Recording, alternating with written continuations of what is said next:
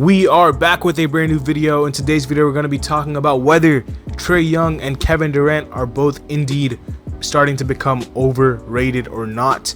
We're going to be answering that question, so make sure y'all drop a like, subscribe, and comment down below. Go check out the other videos, man. I dropped a banger a couple days ago where I tried to name all the rookies in the NBA that were drafted last year or this year. But yeah, go check out the other videos. Subscribe to the channel if you guys are new. Leave a like, and yeah, let's get right into it. So obviously, I'm talking about both these players because both these players have officially been eliminated from the playoffs. Trae Young got eliminated last night. Kevin Durant had gotten eliminated 2 nights ago. And yeah, the Brooklyn Nets and the Atlanta Hawks are officially out. And a lot of the conversation on NBA Twitter, Instagram, social media, YouTube is all trying to, point fingers at Kevin Durant and Trae Young and saying, oh, these guys are overrated. They were never that guy. They can't do this, that, and the third. And I'm here to tell you guys why, as NBA fans, we have to be better. I've been watching basketball for a long time. I'm not an old head. I'm a college student. So if take that as you may with whatever information you want. But I'm not an old head. I'm not, a guy who watched the 90s or even like the early 2000s, because I wasn't even born in the 90s. So yeah, like I'm not an old head, but I've been watching basketball for a while, and I'm educated enough to understand that we do not determine a player's status based on one series or a series of games where he has played badly. And listen, I'm a Miami Heat fan. Trae Young, we were gunning to stop him. I was happy he played badly, but did he have a good series? No, but a lot of that is not his fault. And I'm gonna say the same thing about guys like Kevin Durant. And I think as NBA fans, a lot of the discourse and the dialogue has been, oh, Trae Young and Kevin Durant, they were never this. They're overrated. They're not anything special. Instead of giving credit to the Boston Celtics and the Miami Heat, it's all negativity towards the players. And I would be saying this no matter if it was any player in the NBA. Like, I'm not a James Harden fan. If it was James Harden doing this, and he is struggling right now, but if it was James Harden doing this, I would have given credit to the Toronto Raptors or whoever was playing him. Like, if it was any player and they struggled, instead of going off on them and saying how could you do this, like you're terrible, you're overrated, it's started to become more of that than giving the credit to the defenses that really stopped them. The Boston Celtics and the Miami Heat deserve a lot of credit, first and foremost. I don't think people are giving them enough credit. And it wasn't just one guy. A lot of people are trying to give the credit to one player. Like, I know Jason Tatum did a terrific job whenever he was tasked to guard Kevin Durant, but the Boston Celtics had so many players, in help positions, blitzing, trapping, stunting. Whenever Kevin Durant touched the ball, when he was on the baseline, there was a double team that came out of nowhere. Grant Williams had his turn on him. It was a collective effort. And that's what you need against the offensive talent that is probably once in a lifetime. You're never going to see a player like Kevin Durant again, probably. A 7-foot guard, basically. You can do everything. Like, there's no weakness in his game. As far as skill is concerned, I guess playmaking is his weakest part of his offensive skill. But it takes so many, good defenders and a collective effort to stop a guy like Kevin Durant. And it's the same thing with Trae Young. Offensively, the guy is one of the most talented offensive players in the NBA. The way, he draws so much attention, and his playmaking ability is off the charts. His vision is off the charts. He can shoot from anywhere on the court. He can get to the free throw line whenever he needs to. Offensively, he is one of a kind. There's not many players like Trae Young in the NBA or in NBA history. I think the closest player to Trae Young is like a mixture of Steve Nash and Steph Curry. And we know how good those guys are, NBA legends. And I think Trae Young could become a Hall of Famer in the future. But I think a lot of people are starting to be drawn by so much recency bias and by a couple of bad games. I know Trae Young was bad the whole series. Kevin Durant, I think, had like 3 bad games. I thought he was good in game 4 in the closeout game. Trae Young was pretty much bad the whole series. Apart from like game 3 when they won the game, he closed it out at the end. He took over in the 4th, and the reason for that, and I'm gonna explain to you guys why the Miami Heat deserves so much credit for how they defended Trae Young. Trae Young, the only time he kind of got loose in the series was in the fourth quarter of Game 3, and that's because he was starting to get loose in transition, and a lot of the Miami Heat shots were not falling. So the Hawks were able to push it, and the Miami Heat did not, were not able to get their defense set, and Trae Young made them pay. And all that took was one quarter, and he was able to win them that game because that's how offensively talented this guy is. And the way that the Heat and the Celtics have both defended Trae Young and Kevin Durant respectively, that just shows you how great they are. Like how good of an offensive talent you have to be defended like that. But yeah, Trae Young, I think that Trae Young is the real deal, man. I really do think so. I think that Trae Young is offensively and I know defensively he has his concerns, but he is not overrated by any means. This one series does not make him overrated. Are we gonna throw everything out the window that he did last year, carrying this Hawks team to the conference finals? Like, no, we're not going to do that. So, yeah, man. I don't think Trae Young is overrated by any means. And I think, like I said, it takes a special player to be guarded like the way he has been. So, and it's the same thing with Kevin Durant. It's the exact same thing with Kevin Durant. Like, we haven't seen Kevin Durant get stopped like this. I think Tony Allen was like the closest thing to defending Kevin Durant that we've seen.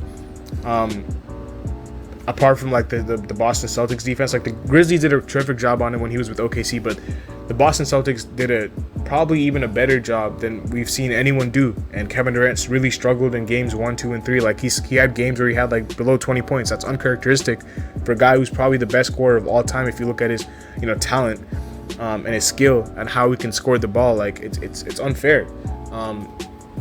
But I really don't think this makes them overrated. Like, I can't fathom how people can just take away or just forget about everything that a player has done throughout his career and scrap all that and write that off because of 2 or 3 or 4 bad games. This guy, Trae Young, against the Knicks averaged 29-10, against the Sixers averaged 29-11, against the Bucks averaged 28-7, and in game 1 put up 45-9 against the Bucks. He struggled this series against the Heat. Like, don't get me wrong, but he absolutely was on a tear last season. He was on a mission, and his team was a lot worse. Like, I'm a Heat fan, and I'm not trying to make excuses for Trae Young, but I'm a Heat fan, and when I watched this whole series, dog, it was literally just Trae Young. I know a lot of people are going to say, well, wait, DeAndre Hunter had 35 points in Game 4. He definitely had help. Dog, if you watch the series, the Heat were throwing 2 to 3 defenders at Trae Young every time he was trying to drive the ball into the paint. And every time Trae Young had the ball, it was constant attention on him. 2-3 guys used to come blitz, trap, try to stunt at him. And the guy that they were trying to dare to shoot to beat us was DeAndre Hunter. And DeAndre Hunter had a lot of open shots because of the amount of gravity that Trae Young drew. And he was able to score the ball easily. I know he got hot in Game 4. He made some tough shots, but that's because he got in such a good rhythm earlier because of how good of the looks he was getting because of Trae Young's gravity. And that's why he was able to have a really good series, because the Heat were basically daring DeAndre Hunter to beat them and trying to take Trae Young scoring out of this equation. So that's why DeAndre Hunter at 35, not taking anything away from DeAndre Hunter, I think he's going to be a terrific player in the NBA. He has tons of potential. He's a 4th overall pick for a reason, but I don't think people like really watch that game and watch the series. When I'm telling you that the reason that DeAndre Hunter had a really good series is because the Heat were trying to help off of anyone who was not named Trae Young to try to force 2-3 guys onto Trae Young, and that was able to give DeAndre Hunter and other guys open looks. He happened to be the ones knocking them down. Guys like Bogdanović was on and off. In games 2 and 3, he had some big fourth quarters, but in game 1 and 4, he was terrible. Whereas last year, he was really good.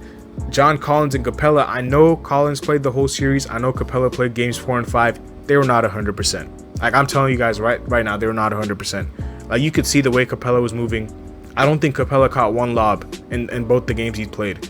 And he actually had to sit game 5's fourth quarter because his knee was sore. And Collins was playing on basically a broken finger. So he was definitely not 100%. Like, he was a non-factor this series. So he basically lost both of his lob threats Trae Young. Both of his paint presences, and it was kind of just DeAndre Hunter who was really the only guy apart from the only guy on the Hawks making shots was DeAndre Hunter. And is this an excuse for Trae Young? No. But like, this just shows you how little help he had in this series, and how Miami's game plan was just take him out the series and the equation, and we'll win the series. And that's exactly what they did. The Hawks did not have any other firepower. They didn't have a second option that could bail Trae Young out if need be. Like, it was just Trae Young. It was literally, like, I kind of felt bad for him at times. It was kind of like the never mind, I'm not even gonna bring this guy up, but I kind of felt bad for Trae Young, because it was like, what could he have done? I know, like, he was shooting them out of games at times, but like, realistically, bro, the coaching was terrible. Spoelstra was absolutely coaching circles around McMillan. Like, there were so many runs where McMillan could have called a timeout and he did not. And Spoelstra was absolutely, he was coaching circles around Nate. And Trae Young didn't have any help in that category. His teammates were knocking down shots, like I said, apart from Hunter.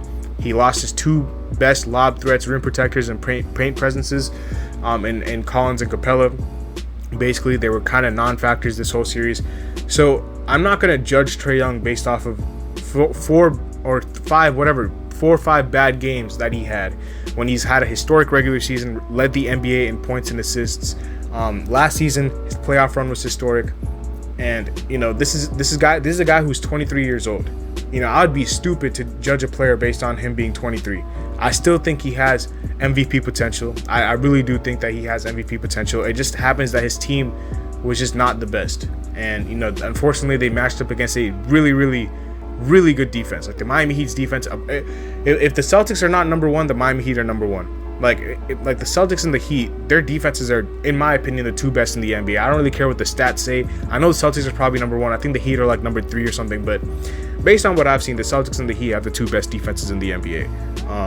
And as evidently shown, because Kevin Durant, I'm talking about him now because I talked about Trae Young, but Kevin Durant struggled too in games 1, 2, and 3. But I mean, can you really blame Kevin Durant? I know in game 4, this guy was giving everything. I know he missed the free throw, and I could tell, like, as soon as he missed the free throw, people were gonna say, "Oh man, LeBron would never, Giannis would never," like all that nonsense. Like, bro, why are we doing this? He had a great game, 39 points in game 4, and I know in game 3 and in game 1 and game 2 he was not good. But I don't think Steve Nash was good this whole series. Like, I thought when the Brooklyn Nets were on the court, they had a dilemma at the big position because they were giving up so many offensive rebounds. So you couldn't really, play Aldridge like that because he's not a presence on the boards. You had to play Claxton. Whenever Claxton was in the game, he was getting hacked.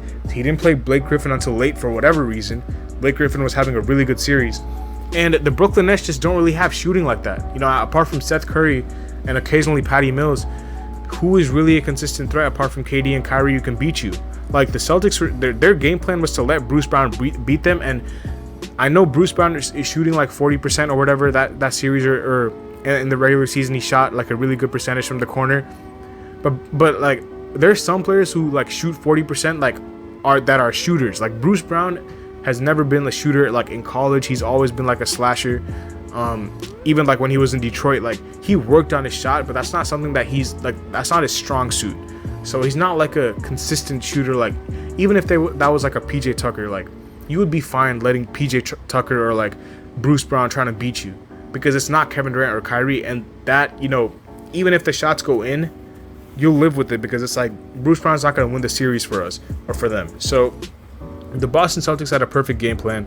They weren't ducking the smoke. They wanted Brooklyn, and they defended them perfectly. Like, they basically took out Kyrie and KD, and like the Heat did to Trae Young, they basically dared everyone else to beat them. And the series was a lot closer than the Heat-Hawks series, because the Brooklyn Nets could have legitimately won all 4 games, and we could be talking about something completely different right now. So the moral of the story is, man, just we got to be better as an NBA community. I'm seeing a lot of negativity and hate towards certain guys that I just don't think is necessary. I think on the flip side, we should be crediting some of these defenses like the Heat and the Celtics for what they have been doing to Brooklyn and Atlanta. I'm sure Brooklyn and Atlanta will be back next season, but yeah, that's the moral of the story, man. We just got to be better. These guys will bounce back. I would not be surprised if these guys come on a tear next year.